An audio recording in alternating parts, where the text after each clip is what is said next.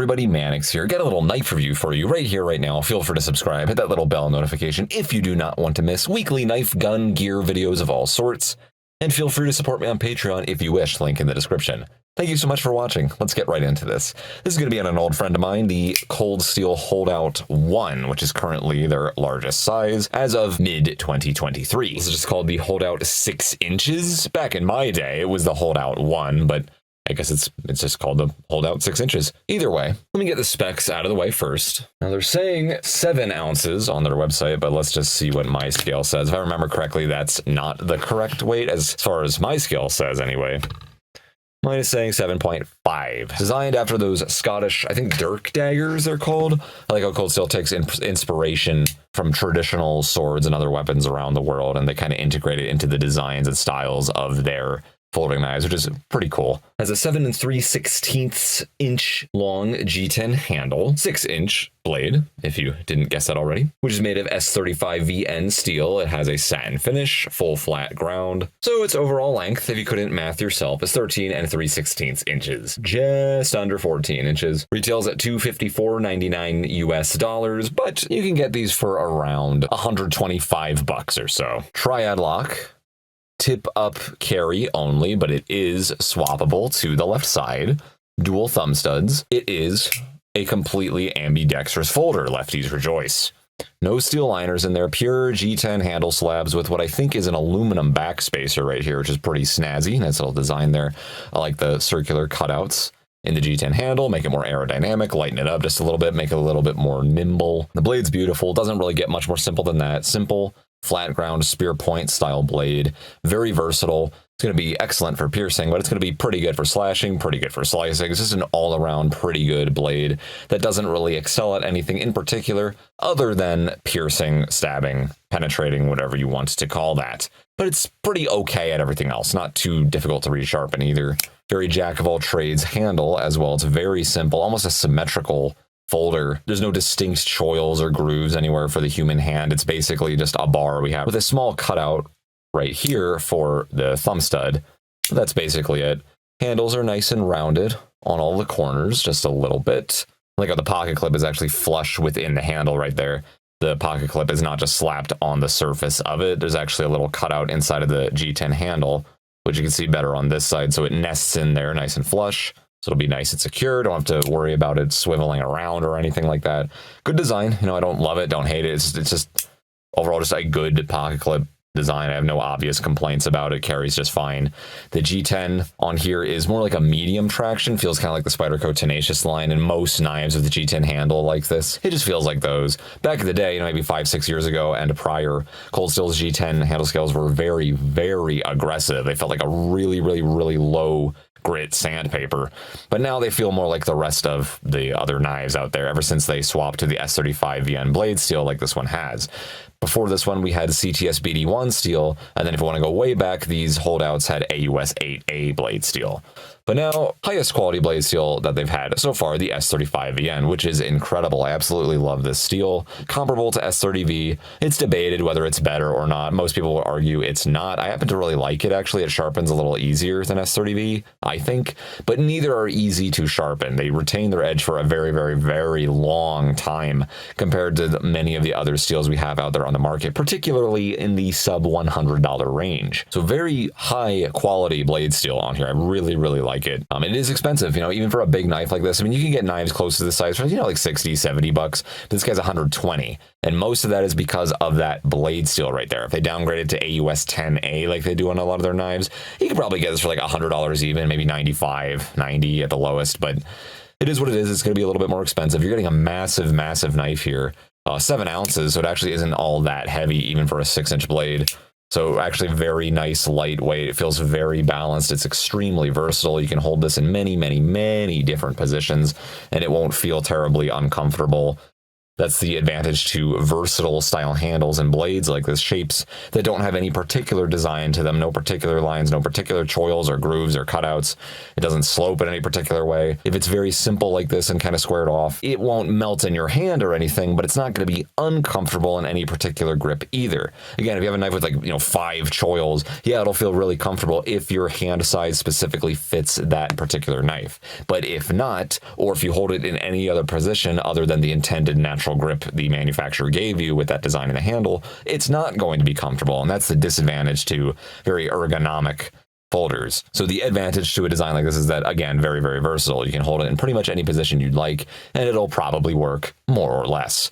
I like the jimping we have on the bottom of the bolster area of the G10 there. It's actually very functional, very, very sharp. You can really lock your index finger in there. I'm surprised more companies don't do this with their G10 patterns, because that's actually a very functional jimping pattern right there on G10. It's not even steel. This pattern right here actually works okay too. My index finger tends to lock into this little choil that's meant for the thumb stud. It actually works okay, and I can use this kind of shallow jimping they have right here. It's very spread apart, but that actually works okay too. You have to kind of get a feel for, like, oh yeah, it kind of locks your thumb into 1 or 2 of those cutouts. It's actually okay. And then on the blade, if you wanted to scooch up here, use this jimping on the bottom of the G10, and then the cutouts out here, it's, again, okay. But typically I don't really use this knife in this position unless I'm doing like shaving or whittling or something. I don't know why I would do that with a big knife like this, but if it's all you had, I suppose you could do it, no problems there. For big knives like this, if you're going to like a combat or defense style position, I'd go as low as I possibly could, probably all the way down here. In fact, you can maybe get away with having your pinky loose from there, but I personally, I would just use this grip all the way down here. You got a lot of reach. This is going to outreach a lot of fixed blades. Again, I really like how nimble, light, balanced, and versatile this knife is. That's what this has going for it compared to many of the other XL size cold steels. It's just so versatile. It's very, very, there's a lot of stuff you can do with this blade. What I will say is, even though the jimping's right here and the cutouts are nice and all, and the traction's okay, I still would kind of be hesitant on thrusting very hard with this, because if my hand slips, that's going to be pretty painful if my index finger or anything really lands on that razor sharp edge, which this is damn sharp out of the box, just like all cold steels are, so that's very good. But because we don't have any distinct guards here other than the jimping's a compromise, but it's not as functional as an actual guard, like, say, the Cold Steel Counterpoint series has. This does not just have jimping. It'll still probably work okay, but I still would be hesitant on doing a full-out thrust attack on a very hard surface material like that close to the edge anyway. I'd still rather be down here. But again, it's there if you know what you're doing. If you're confident with that, you can certainly use it.